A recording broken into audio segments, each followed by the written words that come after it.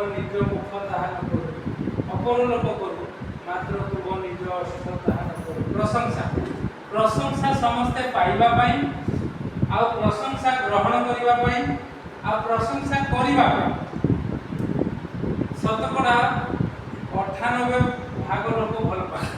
ମତେ କିଏ ପ୍ରଶଂସା କରନ୍ତା କି ବାହା କରନ୍ତା କି ମୁଁ ବଢ଼ିଆ କଥା କହୁଛି, ବଢ଼ିଆ ଗୀତ ଗାଉଛି, ମୁଁ ବଢ଼ିଆ ସେବା କରୁଛି, ମୁଁ ବଢ଼ିଆ ଭାବରେ ଲୋକମାନଙ୍କ ନିକଟରେ ଭାଷଣ ଦେଉଛି, ଏ ପ୍ରକାର ଲୋକମାନେ ମୋତେ କୁହନ୍ତି କି ପ୍ରଶଂସା ପ୍ରଶଂସା ସମସ୍ତେ କରିବାକୁ ଆଉ ପାଇବାକୁ ଅଧିକ ଭଲ ପାଆନ୍ତି। ଆଉ କାହିଁକି ପ୍ରଶଂସା କରନ୍ତି? ଅନ୍ୟମାନଙ୍କର ଚାଟୁକାର ମାନେ ଯେଉଁ ପ୍ରକାର ସେମାନେ କିଛି ଫାଇଦା ପାଇବେ, ସ୍ୱାର୍ଥବାଦୀ ଲୋକ, ସ୍ୱାର୍ଥପର ଲୋକ, ସେମାନେ ଅଯଥାରେ ମଧ୍ୟ ପ୍ରଶଂସା କରିବେ। କାରଣ ଆଉ କେତେଜଣ ଲୋକ ଅଛନ୍ତି ତାଙ୍କୁ ପ୍ରଶଂସା କଲେ ତାଙ୍କର ମିଟର ବଢ଼ିଯାଏ, ଆଉ ସେମାନେ କ'ଣ କରନ୍ତି ନା ତାଙ୍କୁ ଯାହା ଚାହୁଁଛନ୍ତି ତାହା ଦେଇଦିଅନ୍ତି। କିନ୍ତୁ ଆମେ ପ୍ରଭୁଙ୍କର ଲୋକମାନେ କି ପ୍ରକାର ଭାବରେ ଏ ବିଷୟକୁ ଶୃଙ୍ଖଳିତ ଭାବରେ କରିବା ଦରକାର। ଯେଉଁମାନେ ପ୍ରଶଂସା ପାଇବାର ଯୋଗ୍ୟ ତାଙ୍କୁ ପ୍ରଶଂସା ଆମେ ଦେବା,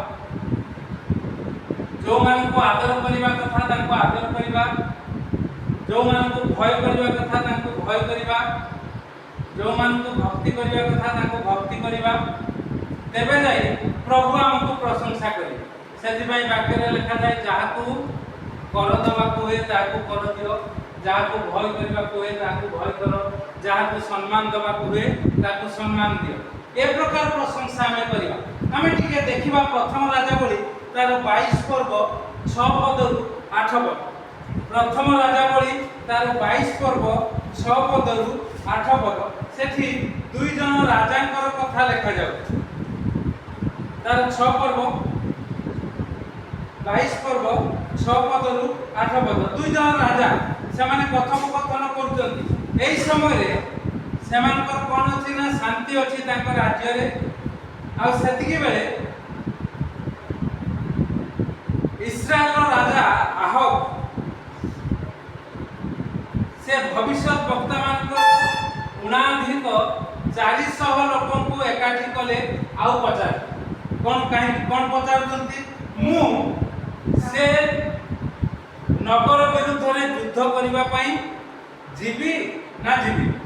ଏ ପ୍ରକାର ଅନେକ ଲୋକ ପଚାରନ୍ତି। ଗୁଣିଆମାନଙ୍କ ପାଖକୁ ଯାଆନ୍ତି, ଆମର ଏଠି ଚକୁରୁ ଅଛି, ଚକୁରୁ ଅଛି କୋଉଟା ବୁଝୁଛିଆ ଗୁବରା ଚକୁରୁ ତା ପାଖକୁ ଯା ଭର୍ତ୍ତି ଆଣି ଯିବା ରବିବାର ଆଜି ନଥିବ, ଶୁକ୍ରବାର ମଙ୍ଗଳବାର ଶନିବାର ଭର୍ତ୍ତି ଲୋକ ପଚାରିବାକୁ ଯାଆନ୍ତି, ବୁଝିବାକୁ ଯାଆନ୍ତି। ସେ ତାର କୋଉଥିରେ ସେ ତାର କହେ ମୁଁ ଜାଣେ ନା, କିନ୍ତୁ ମୁଁ ଦିନେ ଯେଉଁ ଦିନକୁ ଯାଇଥିଲି କେମିତି କରୁଛି ଦେଖିବା ପାଇଁ, ସେ ବୋଧେ ଜାଣିଦେଲା କି କ'ଣ, ସେ ଆସିଲା। ସେ ବାଡ଼ିଆଡ଼େ ଯାଇକି ତାର ବହୁତ ବଡ଼ ବାଡ଼ି ପଠେଇଲି ପୁତୁରକୁ, ମୁଁ କହିଲି ଯାହା ତାକୁ କହିବୁ ଯାହା କରୁଛନ୍ତି କିଛି କଥା ହେବେ। ସେ ଗଲା, ସେ ଯିବାରୁ ସେ ଆହୁରି ସିଆଡ଼କୁ ଗଲା, ଇଏ ବି ଗଲା, ଯାଇକି ପଚାର ଡାକିଲା ନା ଆଜି ପାରି ନାହିଁ।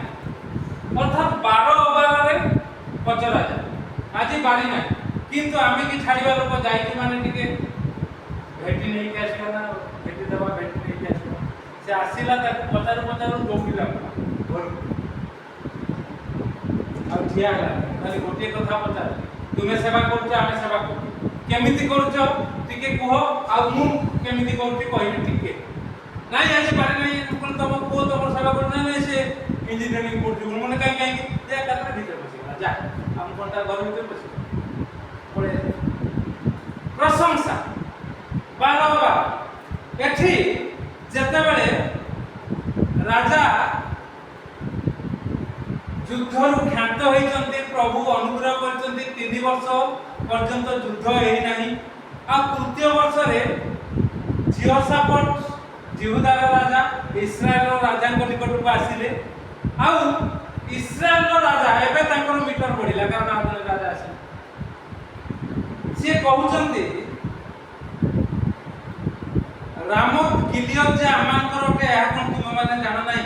ସେଇ ନଗରଟା ଆମର ଥିଲା, ସେ से अंचलटा आमर थिला यह कोन जाना नै तथापि आमे चुपचाप होई रहिछु अरामर राजा हस्तरु ताहा नेइनु ए कथा कहू कहू आमे जितिबा कि न जितिबा जदि युद्ध करबा आमे हारिबा ना पारिबा ए कथा कहि से कोन कहउचंती 400 भविष्यत वक्ता का कोंती आमा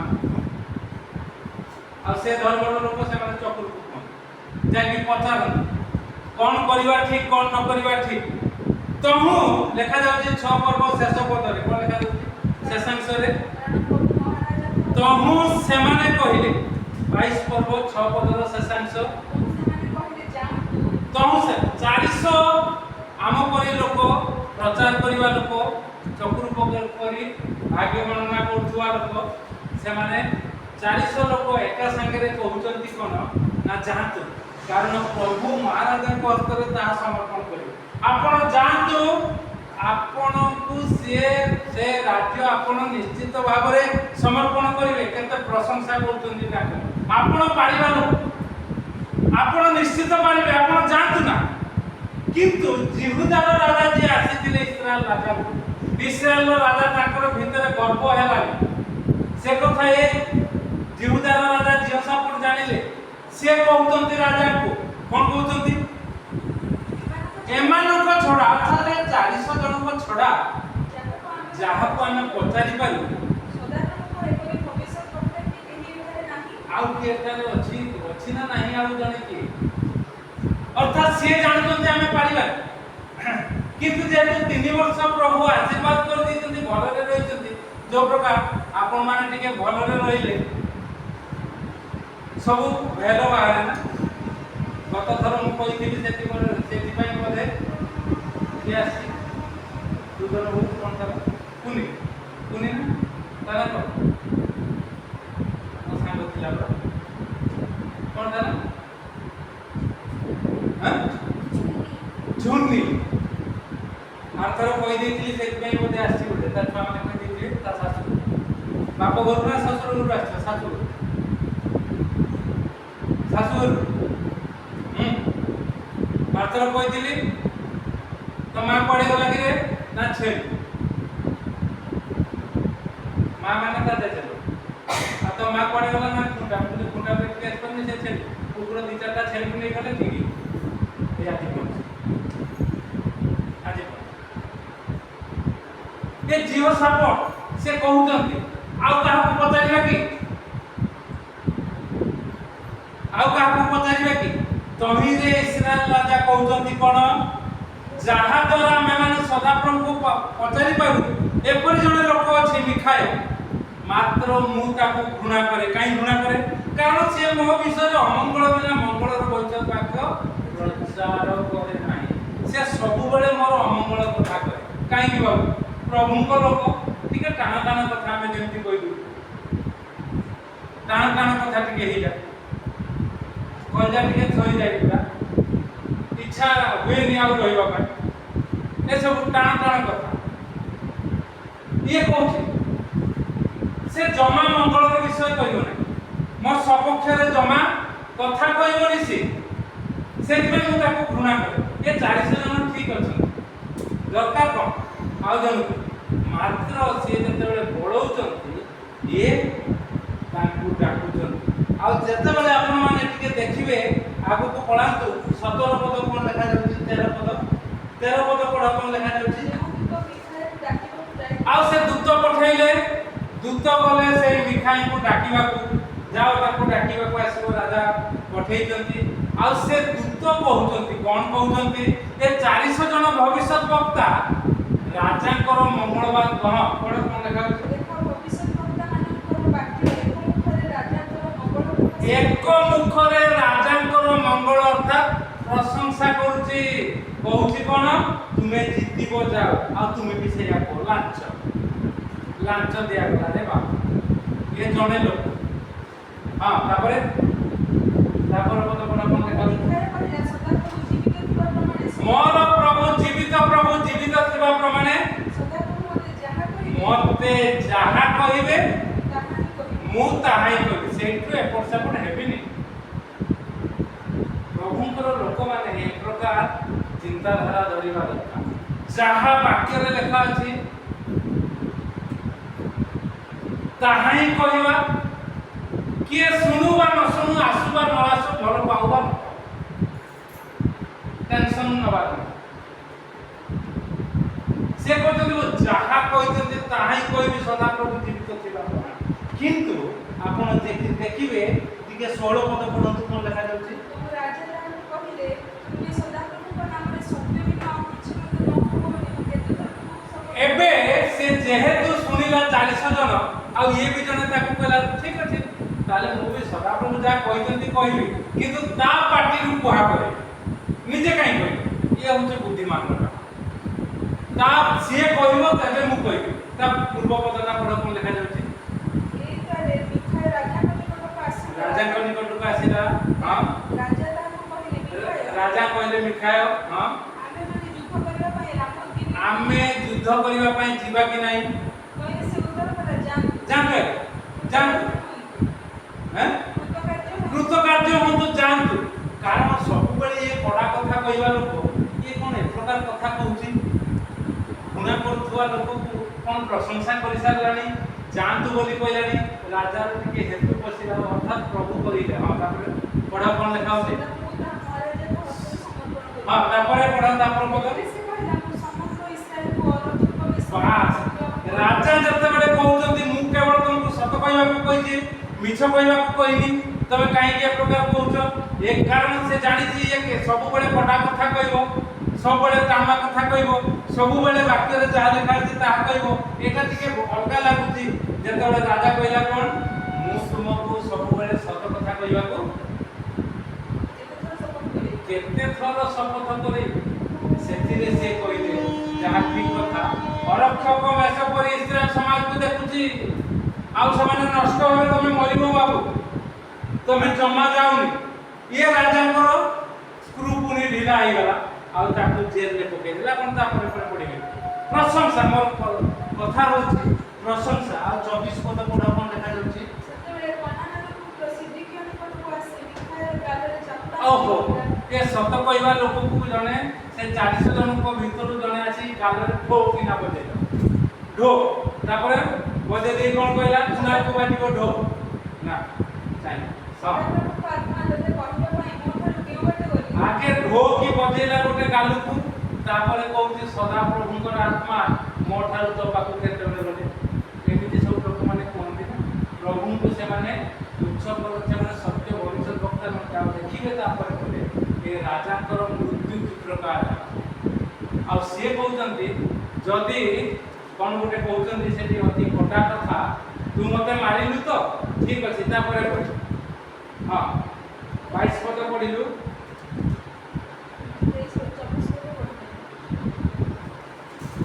ରାଜା କହିଲେ ତାକୁ ଧରି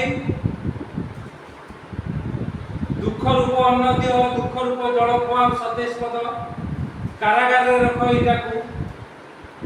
ଆଉ 28 ପଦରେ ସେ କହୁଛନ୍ତି ରାଜା ଆପଣ ଯଦି କୁଶଳରେ ଫେରି ଆସନ୍ତି ତେବେ ସଦାପ୍ରଭୁ ମୋ ଦ୍ୱାରା କହି ନାହାନ୍ତି।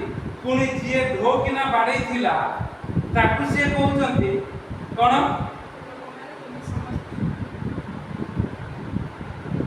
ସେତେବେଳେ କହିଲେ ମିଖାୟ କହିଲା ଦେଖ 25 ପଦ, ଯେଉଁଦିନେ ତୁମ୍ଭେ ଆପଣଙ୍କୁ ଲୁଚେଇବା ପାଇଁ ଗୋଟିଏ ଭିତର କୋଠରୀକି ଯିବ ସେହି ଦିନ ଜାଣିବ। ବାବୁ ମୋ ଗାଲିରେ ସିନା ମାରିଦେଲୁ, ମୁଁ ପ୍ରଭୁଙ୍କର ବାକ୍ୟ କହିଛି, ଆଉ ସେ ତାକୁ ଆଉ ଗୋଟେ ଚାପଡ଼ା ମାରିଲା ନାହିଁ। ସେଥିପାଇଁ ପ୍ରଭୁ ଯୀଶୁ କହିଛନ୍ତି ଯିଏ ତମକୁ ଗୋଟେ ଗାଲରେ ଚାପଡ଼ା ମାରେ ତାକୁ ଅନ୍ୟ ଗାଲଟି ଦେଖେଇ ଦିଅ। କେମିତି? ଏମିତି ଏମିତି ଆଜ୍ଞା। ତାକୁ ଯେତେବେଳେ ସେ ବାଡ଼େଇଲା, ଇଏ ତାକୁ ଆଉ ଗୋଟେ ବାଡ଼େଇଲାନି, ଅନ୍ୟ ଗାଲ ଦେଖେଇଦେଲା। କଣ ସେ ଅନ୍ୟ ଗାଲ ଦେଖେଇଲା? ତାର 25 ପଦ କହିଲେ ମିଖାୟ କହିଲା ଦେଖ ଯେଉଁଦିନ ତୁମେ ଆପଣଙ୍କୁ ଲୁଚେଇବା ପାଇଁ ଗୋଟିଏ ଭିତର କୋଠରୀକି ଯିବ ସେହି ଦିନ ଜାଣିବ। ତୁମେ ବାବୁ ରାଜା ତୁମର ଧରା ପଡ଼ିବ, ଆଉ ତୁମେ ଯେ ଭବିଷ୍ୟତ ବକ୍ତା କହିନ, ତୁମେ ଯାଇକି ଗୋଟେ କୋଠରୀରେ ଗୋଟେ ଘରେ ତୁମେ ଲୁଚିକି ରହିବ, ସେବେ ତୁମେ ଜାଣିବ। ଆଉ ତାହା ହିଁ ହେଲା। ପ୍ରଭୁ ଆପଣଙ୍କୁ ମୋତେ ଅନୁଗ୍ରହ ଆଶୀର୍ବାଦ କରନ୍ତୁ। ଆସୁ ସତ କଥା କହିବା, ବରଂ ଜଣେ କିଏ ବାଡ଼େଇ ଦେଉ, କିଛି ଅସୁବିଧା ନାହିଁ, ଗାଳି ଦେଉ। ମୋତେ ମୋର କାଲି ସାନ ଭାଇ କହିଲା ए पेंटा 20 वर्ष तले मु देखि तू आ पेंट पिंधि बस बोले हां ए गंजीटा 20 वर्ष तले ना 7-8 गंजी ये होची गाले रे चापा हां देखि तो जेमति मो पाछ कहला समस्त आगे मुझे करे गंजीटा ना कहीं एटा भी 20 वर्ष सब तो 20 वर्ष प्रभु आपन को मत प्रशंसा एई प्रकार भाव रे आमे लोकन को करबा जे प्रशंसा पाइबार योग्य ताकू ही प्रशंसा करबा हमरो प्रभु यीशु ख्रीष्ट प्रशंसा पाइबार मते अनुग्रह करी आशीर्वाद करी एमिति रखुचंती आपन मान को आशीर्वाद अनुग्रह करी एमिति रखुचंती तेन करी तांकर केवल प्रशंसा करबा आ ए लोक माने जो माने